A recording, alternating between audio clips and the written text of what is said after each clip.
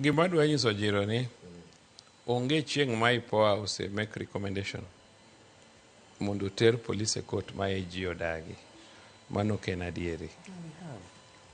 Abo wuoyo matin mondo iyud nafas mondo inyisa one example. Okay, good. Okay. Ma IPOA so recommend mondo ter ng'ato court ma ji odagi mako ng'ato mondo dhi court, because most of these cases ma IPOA recommend gi, IPOA ok recommend gi ni IG, IPOA recommend gi ni DPP. Yes.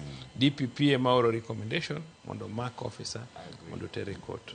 Omiyo police mako ji pile. To bende ok nyal chiwo power of arrest to civilians. IPOA gin civilians. Ginyalo make recommendations.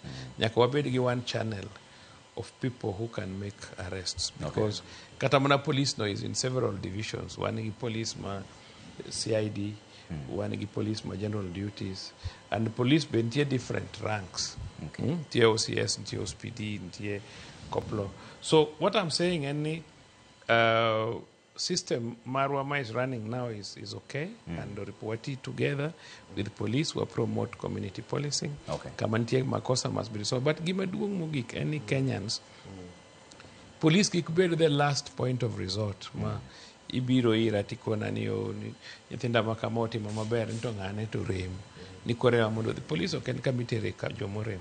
Police deal with all sorts of things ma require very intelligent people to do. Omiyo we still want the best brains mondo ndike police, and we will also fight mondo police obed gi best remuneration mondo bed teach ma is attractive. Asen is opele ni tij laktar. Doctors tiyo mane mortuary like those mortuary attendants, but because they are paid a lot of money, it's a good job. So actually police should be paid well. Pod wabro gine jopiny mondo watim a lot of business, wabed jomomeu jopur puothe gi ojiro kikiwe wa puothi ka kiwe puothi oyugno dala cha ipuro manya kiudano Uge puotha kaka chalo. Kamana hiyo dhiambo jira bisa mara kia Afrika chanzo.